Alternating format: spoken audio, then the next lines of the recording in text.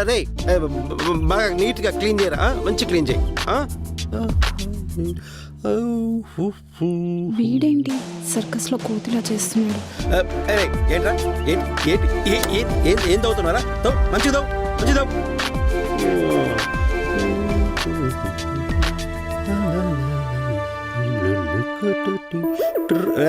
బాగా చేస్తున్నావా? మంచి చేయి, నీట్గా చేయి. వీళ్ళు ఆశ్రమం కోసం సేవ చేస్తున్నట్టు లేదు, మన కోసం చేస్తున్నట్టుంది. ఎందుకే ప్రతిదీ అలా నెగిటివ్ గా ఆలోచిస్తావు? ఆహా, నా బ్లడ్ గ్రూప్ నెగటివ్ కదా, అందుకే అలా ఆలోచిస్తున్నాను. నువ్వు పాజిటివ్ గా ఆలోచించు. చాలు చాలులే. అరే అవి పడేసి వచ్చి చెప్తాను, రండి చెప్తాను.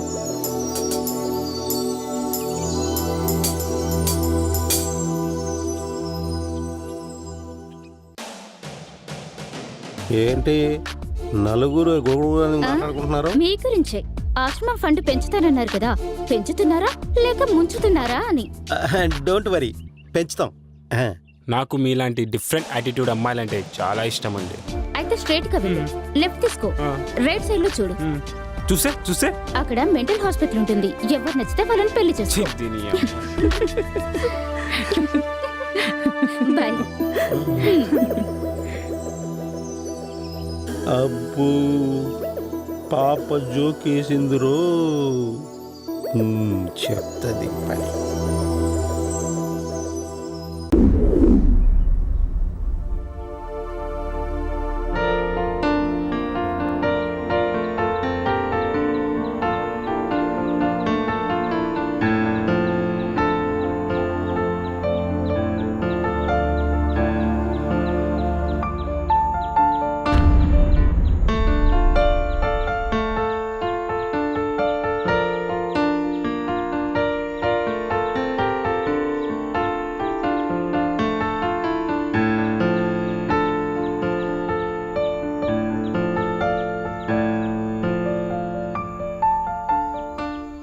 రామాదీప్తి, మేము మీ గురించే మాట్లాడుకుంటున్నాం.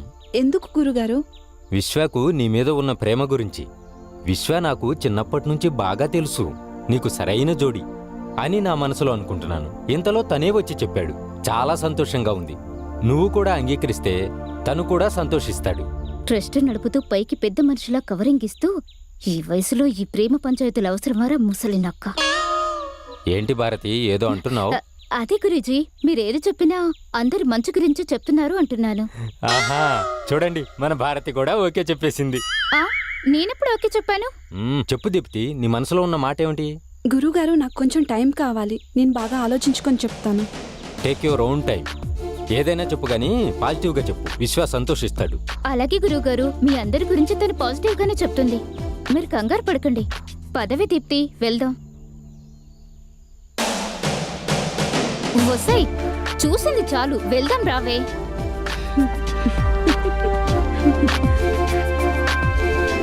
ఏం చూస్తున్నావే ఇంకా అక్కడ? ఏం లేదు. అవునా?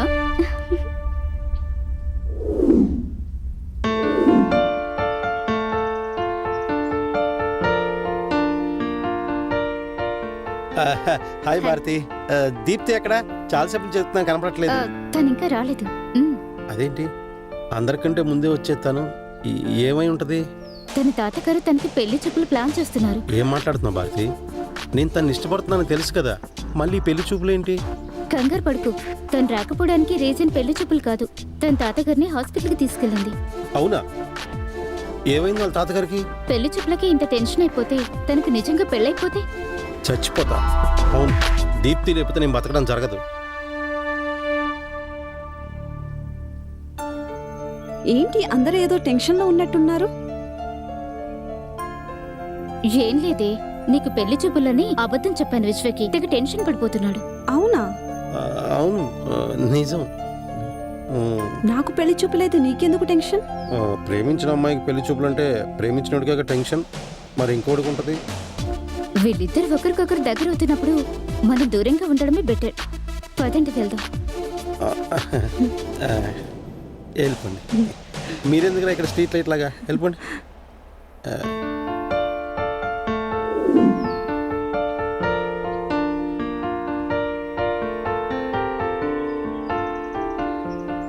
ఏమైందిరా ఇద్దరే వస్తున్నారు? విశ్వ ఎక్కడా? ఏం చెప్పమంటావురా? ఏం చెప్తావరా? రాత్రి షకీలా సినిమా చూసి చెప్తావా? అది కాదురా, వాడు ఇంతకు ముందులో అంత ఫ్రీగా లేడురా. దీప్తిని తలుచుకుంటూ తనలో తను పిచ్చి పిచ్చిగా చేస్తున్నాడు రా. ఎప్పుడూ లేని నాతో కూడా చిరాగ్గా మాట్లాడుతున్నాడు రా. అయితే ప్రేమ పీకల దాకా మునిగిందన్నమాట. కొన్ని రోజులు ఇలాగే ఉంటే ఏమైపోతాడా అని భయంగా ఉందిరా. భయం ఎందుకురా? ప్రేమించాడు, పెళ్లి చేసుకుంటాడు. మనసులోని ప్రేమ చెప్పేంత ధైర్యం లేకనే కదరా సూర్యుడు చుట్టూ భూమి తిరుగుతున్నట్టు వీడు ఆ దీప్తి చుట్టూ తిరుగుతున్నాడు. ఏదో ఒకటి చేసి వాళ్ళిద్దరిని కలుపుదాంరా. ఇలా అనుకోవడం సరిపోదు. మనం వెళ్ళి విశ్వ లవ్ గురించి దీప్తికి చెప్దాం. Good idea. ఐడియా బాగుంది. వర్కౌట్ అవుతుందంటావా? చెప్తేనేగా తెలిసేది. సరే పదండి.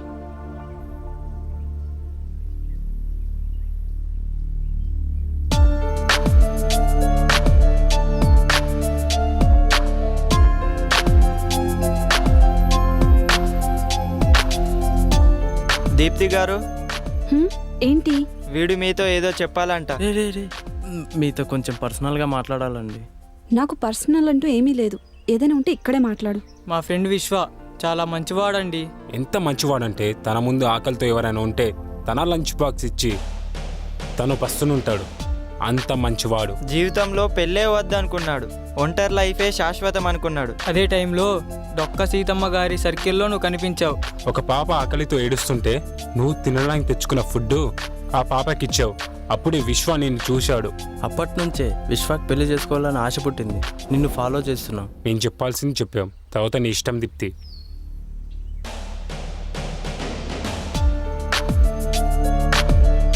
పదండ్రా.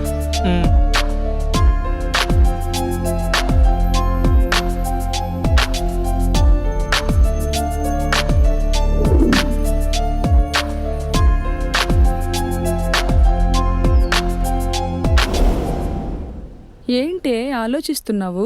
విశ్వ గురించే కదా. ఏంటి అలా చూస్తున్నావు? నువ్వు నిజం చెప్పు. నీ మనసులో అతనున్నాడు కదా? లేడు.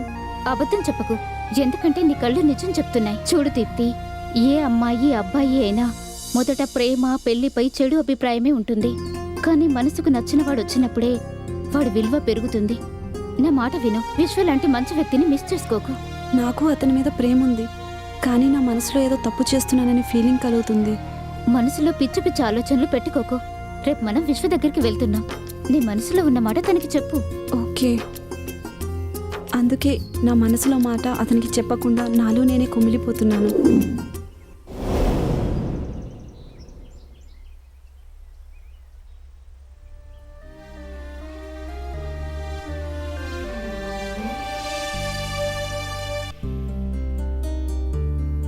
తన మనసులో మాట మీకు చెప్పడానికి వచ్చింది. అవునా?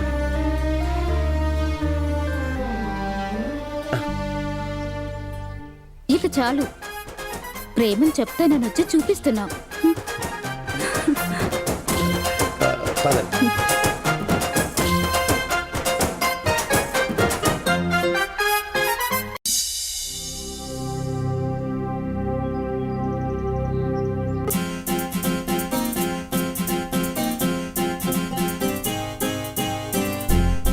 హాయ్. హాయ్. హలో. నువ్వు ఏం చేస్తున్నావు? ఏం లేదు, ఊరికి అలా. దీప్తి, ఒక విషయం అడుగుతాం కానీ కోపడవుగా. అడుగు.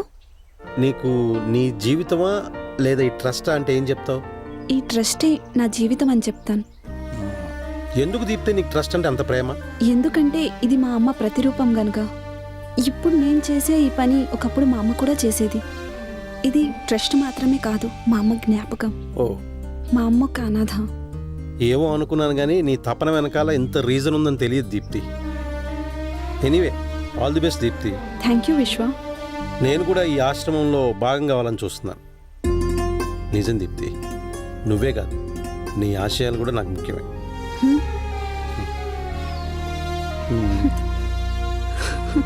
అదే సిగ్గే.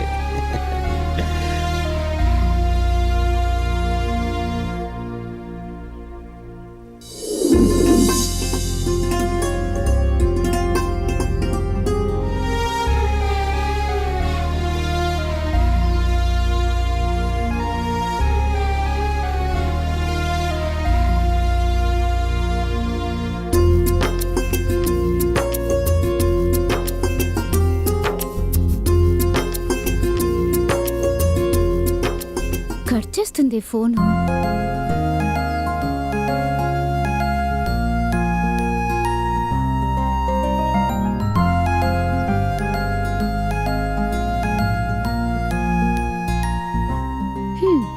మళ్ళీ కట్ చేసింది.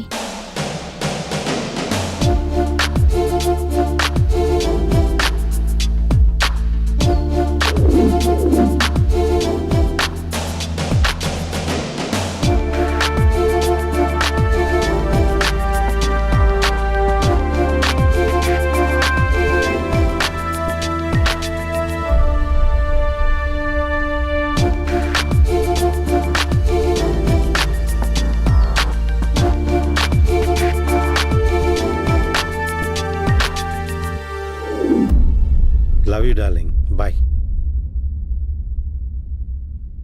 రేయ్, ఇంకెంతమంది జీవితాలతో ఆడుకుంటావురా?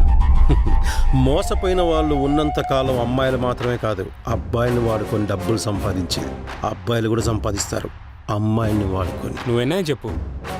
దీప్తి చాలా మంచి అమ్మాయిరా. తనని నువ్వు ఇలా చేయడం మంచిది కాదురా.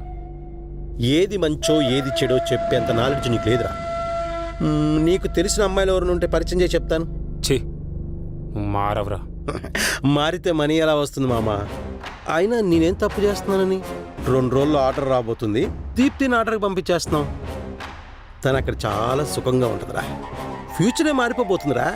ఇంతకన్నా మంచి పని ఎవరు చేస్తారు మామ? తప్పుని సమర్థించుకోవడంలో నీకు సాటి ఇవ్వలేరా. నీకు ఫ్రెండ్ అయ్యేందుకు నాకు భయం వేస్తుందిరా. ఈ మాత్రం దానికి భయపడితే ఎలారా? ముందు ముందు చూడాల్సింది చాలా ఉంది, పద.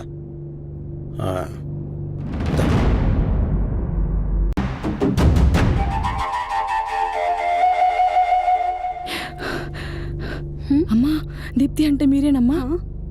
ఈ ఫోన్ గల వ్యక్తికి అక్కడ యాక్సిడెంట్ అయ్యి గాయాలతో పడి ఉన్నాడమ్మా. రండమ్మా, రండి, తొందరగా రండమ్మా, రండి.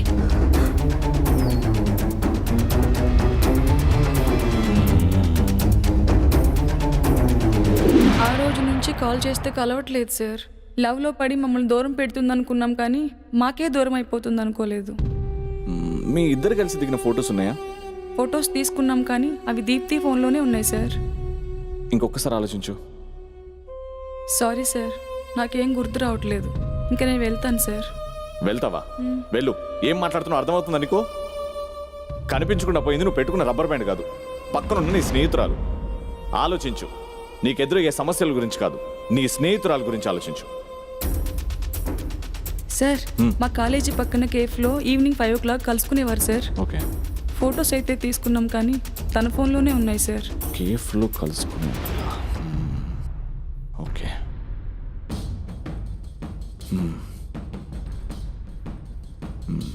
ఓకే, నువ్వు వెళ్ళు. Okay sir.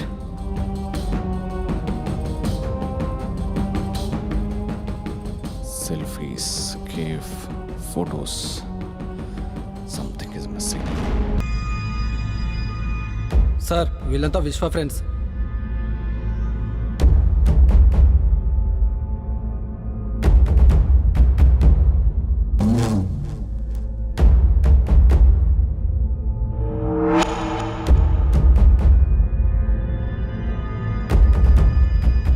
నీ పేరేంట్రా? కిషోర్ సార్. ఏం చదువుకుంటున్నావు? BTech final year sir. Vishwa ఎలా తెలుసు నీకు? గత 3 సంవత్సరాలుగా తెలుసు సార్. అమ్మాయిలతో తన బిహేవియర్ ఎలా ఉండేది? నాకు తెలిసి అమ్మాయిలకి చాలా దూరంగా ఉంటాడు సార్. వాడికి చాయ్, సిగరెట్, ఫ్రెండ్సే ప్రపంచం. కొత్త వాళ్ళతో అస్సలు ఉండేవాడు కాదు. నీకేం తెలుసు వాడి గురించి? సార్, వాడి గురించి నాకేం తెలియదు సార్. వాడు నా ఫ్రెండ్ సార్. 1-2 సార్లు చాయ్, సిగరెట్ ఇప్పించాడు, అంతే సార్. మీ కాలు మొక్తా నన్ను వదిలేండి సార్. నీ పేరేంట్రా? సార్, వాడి పేరు అడగలేదు. వాడి పేరు అవసరం లేదు, నీ పేరు చెప్పు. శివ సార్. నీకేం తెలుసు వాడి గురించి? వాడు మేము ఒకటే కాలేజ్లో చదువుకున్నాం సార్. సార్, ఆడు నేను 5 సంవత్సరాలుగా క్లోజ్గా మూవ్ అయ్యాం సార్. సడన్గా నా దగ్గరకు వచ్చి ₹1,00,000 మనీ అడిగాడు సార్. నా దగ్గర లేవన్నాను. నన్ను నెట్టేసి వెళ్ళిపోయాడు సార్. అప్పటి నుంచి ఇప్పటివరకు మన అడ్రస్ లేదు. నీ పేరేంట్రా? రాజేష్ సార్. చూడు రాజేష్, వీళ్ళు ముగ్గురు నాకు తెలిసిన విషయమే చెప్పారు, కానీ నువ్వు వాడి గురించి నాకు తెలియని నిజం ఒకటి చెప్పు. వాడికి డబ్బంటే పిచ్చి సార్. దానికోసం వాడు ఏదైనా చేశారు సార్. వీళ్ళు చెప్పినట్టు వాడు చిన్నప్పుడు చాలా మంచిగానే ఉన్నాడు. కానీ ఇప్పుడు అలా లేడు సార్. ఈజీ మనీకి అలవాటు పడి ఎన్నో తప్పులు చేస్తున్నాడు సార్ వాడు. ఇప్పుడు మాకెవడికి టచ్లో లేడు సార్ వాడు. రీసెంట్గా మన పాత బస్తి కాడ చూసా, అంతే. అంతకు మించి నాకు ఇంకేం తెలియదు సార్.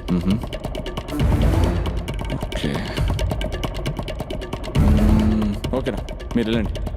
సరే సార్ సరే సార్.